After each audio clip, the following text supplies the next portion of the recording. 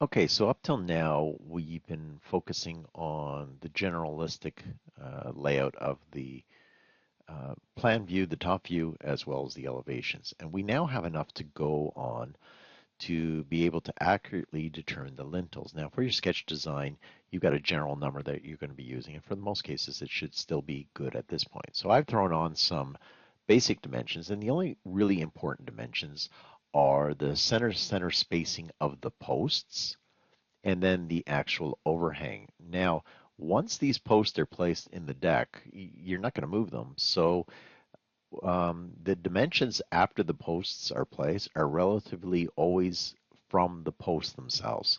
So this gives me an idea of what sizes I'm going to be dealing with. So I've color coded this just so it becomes a bit more obvious. The red indicates the lintels. So the span from post to post for the lintels is 12 feet. Now I can break that down even further later on when I add some braces to it, but for now we're just going to leave it at 12 feet.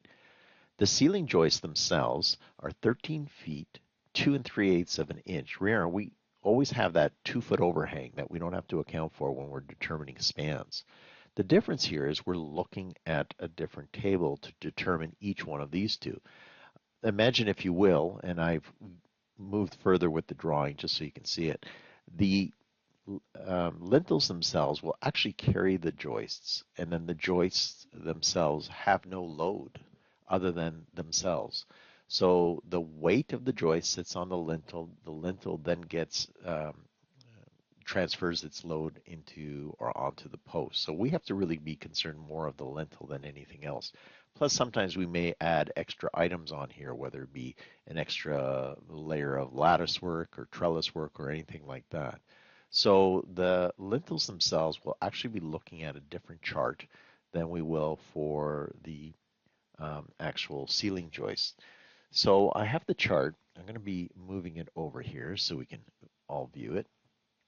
And this is part of the package that you'll have available to you in Lesson 9. And we're using the standard building code once again. And this may be a bit confusing at first, but it's really designed for overall residential construction. Let me just zoom in on this just so you can see it. So we have a number of different elements that are here that we would consider for any sort of residential construction. Now, lintel is basically a two-ply header, and over top of every door and window in your house that has an exterior wall, you have a lintel. And therefore, we must calculate all the weights and the loads above the lintel. And in many cases, that weight also includes snow loads. And that's why you'll see in here snow loads. We don't have to be particular here, only because we don't have any snow load basically, unless you put a closed lintel or a closed lattice work on top. Then you'd have to consider snow loads. And in our particular region in Toronto, it's somewhere around 2.2 pounds per square foot. Sorry, 2.2 kilopascals, or somewhere around 44, 45 pounds per square foot. We don't have to consider it here. And that's what this table actually looks at. If you look at the top, there's a whole bunch of numbers up here, and they all relate to the actual snow loads. What's interesting is that the snow loads vary quite a bit from regions. Like when you're looking at Hamilton, you're around 2.5. When you're looking at Burlington and Oakville, you can get down to about 1.8, and you can extrapolate the information, which simply means you can determine the values between the two and actually calculate your joist sizes from there. But we don't have to worry about that because we have no snow load. However, I just wanted to point this out because if you are doing an actual gazebo with a roof, you have to consider these values. And at the front of the Ontario Building Code, it has listed every single town and their snow loads. And like I said, it's quite unique. I have a street just north of me here, Hockley Valley Road, which along the distance between two major roads, it has three different snow load areas. So it is something you should check up on. If you don't have the Ontario Building Code handy, you can simply contact the municipality where you're building this and find out what their recommended snow load capacities are. And the values change quite dramatically. So for instance, A 2 by 8 in one area could be 17 foot 3, whereas another area you can only expand it or extend it to a 12 foot 7 inch span. So it's important. So for our purposes, we're going to be using snow load in this particular case of its minimum value, which is 1 kilopascal, and we're going to be using the table that refers to exterior walls, because that's essentially what we have. We have two exterior walls that are going to support the ceiling joists across the span. It's not an interior wall condition, it's an exterior wall condition. So what other values do we need to look at?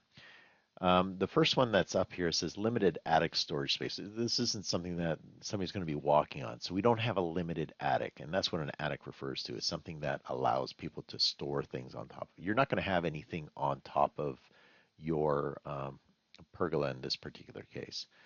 Then roof and ceiling with a tributary width of 0.6 meters max, which is almost like the supported length. And our supported length, which if I've got a 12-foot pergola, the ceiling joists are spanning 12 feet, my supported length would be 8 feet. And 8 feet is much more than 0.6 meters. So we're looking at this part of the table where we cannot exceed a width of 4.9 meters or a supported length of 15 feet. We don't have anything that will exceed that amount. So this is our table, and typically our lintels, we don't necessarily have a 2 by 4 unless it's really small. These are the different values we're going to be working with in terms of the calculation that we're going to determine the size of the lintel. And it will be along this table here that we're going to also be working with to determine our lengths. So you can see a 2 by 8 for a lintel can span 7 foot 8 inches. 2 by 10, 9 foot 5, and 2 by 12, 10 foot 11. So let's take a look at my lintel scenario. I've got a lintel that's set up to be at that 12-foot mark. So at 12 feet, I'd have to go with two 2 by 10s. And you can see that's fairly large, but remember what I'm doing with my lintel here. I'm going to be changing it. So you can see my calculation is 12 feet, but I've got a 2-foot brace on both sides. So basically I can subtract the 4 feet from each one, and I therefore only have an 8-foot span on my brace. So let's take a look at my lintel chart here. 8 feet, I can use 2 by 10s because that can span up to 9 foot 5 inches. So 2 by 10 is perfect for my lintel for my particular project. That's as quick and easy as you can determine this chart. So you've got a sketch. Your sketch has some rough dimensions based on your CAD drawing of what your spans are. And you'll go by that. But make sure you note somewhere on your sketch that the maximum span by the Ontario Building Code is 9 feet 5 inches. I'll be looking for that when you submit your sketch designs. So this is how we work with the lintel tables. What about the ceiling joists? So I want to turn your attention to the other document that I've provided in this series, and it has to do with your maximum spans for ceiling joists. And ceiling joists allow for quite large spans for their purpose, but let's see why. So here there's a little diagram down below that I want to draw some attention to so that you understand what a ceiling joist is. So there are ceiling joists, there are roof joists, and roof rafters, three different things. We have a ceiling joist scenario, which basically means that I don't have anything on top of it, but I may have, like in this particular case, drywall underneath it, but I may have some support structures. So let's say, for instance, I put in some sort of screening. So it could be a tarp or something like that that's made out of canvas that allows me to screen it so that I can actually, screen out the sunshine. So that's why we consider this ceiling joist scenario. If, for instance, though, I had instead of a pergola, a gazebo, I'd have to consider that as being a rafter. And if I attach anything underneath that rafter, I'd actually consider it a roof joist. So what's the difference between the two? The rafter doesn't have a finish underneath. So I'm not finishing it off, let's say with tongue and groove, some sort of cedar finish or something of that nature. I'm leaving it exposed. So if I see the ceiling joists, or in this case the roof joists that are up there, it's considered a rafter. If I enclose it, if I have a pergola and I have this nice 6-inch, let's say, tongue and groove cedar planking on the inside, it's now a roof joist because that means it's carrying more weight. And that's why we have to understand the terminology. So what else does this mean? I can't just take a pergola and turn it into a gazebo. It would throw off all the calculations that we're working with. So in this particular case, I'm just looking at the ceiling joists. And that's perfect for our application because it's not a roof rafter, nor is it a roof joist. It's simply a ceiling joist. And here are our distances. Now, this one, as you can see, we've got some pretty large leeway at typically 16-inch centers. So 2x4s you could have up there. It can span 9 foot 3 inches and carry their own weight. That's quite a distance. Most of our projects are going to be less than or around that 14-foot mark. In the rare case that you've been able to exceed that mark, you'd be going to the 2x8s. So you can see anything is of value. But remember that this is actually the distance without a notch. So whenever you're looking at your values, if you want to notch the ceiling joists over top of your lintels, you got to add that 2-inch value to it. So let's once again go to my CAD drawing here. And I can see in my CAD drawing that my ceiling joists are going to span 13 feet 2 inches, center of lintel, center of lintel. 13 foot 2. Okay.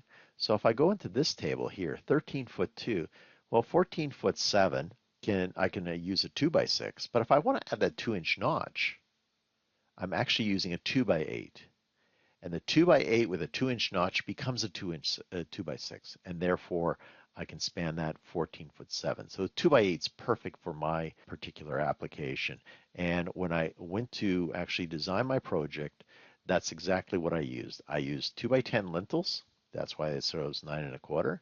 And I used 2x8 ceiling joist. Now the numbers may look backwards here, but it has to do where the notch was selected. If I take these two numbers rather than here and position it there, you'll now see that the ceiling joist, because there's a notch, is a 2x8 or 2x10 with a 2-inch notch, and the actual lintel itself is a 2x10 or 9 1/4 inches.